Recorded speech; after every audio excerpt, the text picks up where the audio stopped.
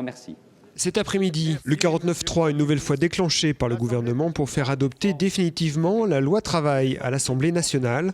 De leur côté, les syndicats opposés au texte préparent déjà la rentrée sociale et celle-ci aura lieu à Nantes le 7 septembre.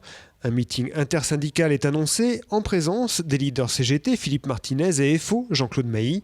Un rassemblement en plein air devant le miroir d'eau si les autorisations nécessaires sont obtenues.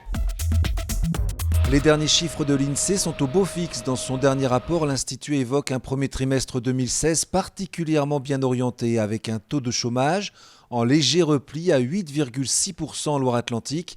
C'est un point de mieux que la moyenne nationale, signe d'une possible relance économique selon les chercheurs.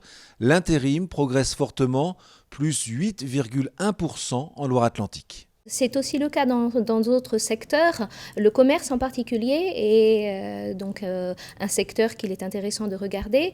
En Loire-Atlantique, sur ce trimestre-ci, on voit qu'il a augmenté légèrement, mais il a augmenté. Dans l'hébergement et la restauration aussi, les snacks, la restauration rapide, on a eu des ouvertures dans la région.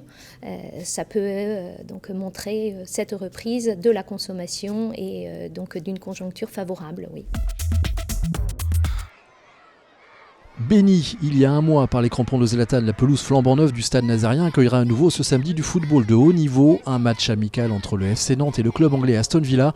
La semaine prochaine, les Canaries invitent l'Atlético Bilbao à un événement estival bienvenu dans la ville des chantiers navals.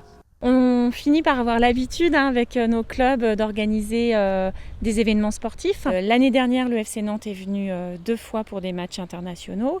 Cette année, ils reviennent de la même façon pour des matchs internationaux. On voit bien que voilà, c'est un partenariat qui se concrétise et qui va dans la durée.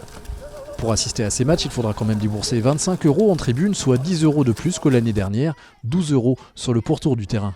Par rapport à l'année dernière, c'est cher aussi. Maintenant, l'année dernière, c'était pas des pointures qu'on connaissait. Là c'est quand même Aston Villa, Bilbao. Bon, après, il faut savoir ce qu'on veut aussi. Hein. Mais je maintiens qu'on n'est pas responsable, nous, des prix des entrées.